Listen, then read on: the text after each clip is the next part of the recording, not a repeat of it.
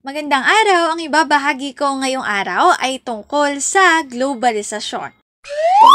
Magbasa, makinig, matuto at magsaya. Ako si Binibining Menya. Handa na ba kayo? Tara na, umpisa na nating isa-isahin at pirapirasuhin ang mga detalyeng nakapaloob dito. Tulad ng binanggit ko kanina, ang ibabahagi ko ngayong araw ay tungkol sa globalisasyon.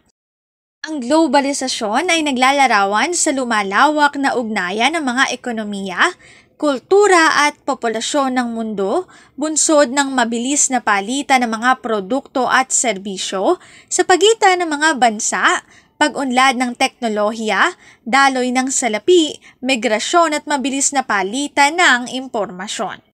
Ang globalisasyon ay ang pagiging magkakaugnay ng mga bansa at tao sa mundo dulot ng mga pagbabago sa teknolohiya, sa komunikasyon at transportasyon na nagdulot ng pagbilis ng palitan ng impormasyon at produkto na nagresulta sa pagbabago sa pamumuhay ng tao.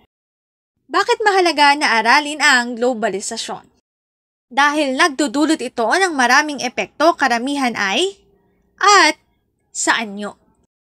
Tulad sa pag-usad ng teknolohiya, nagdudulot ng malaking tulong ang globalisasyon sa kabuuan ng ating lipunan, habang nagdudulot din ito ng problema sa ilang maliliit na pangkat ng tao. Ang pag-unawa sa mga benepisyo at mga masasamang epekto nito ay makatutulong upang mapagaan ang mga problema na maaaring idulot nito habang napapanatili ang mga positibong dulot nito.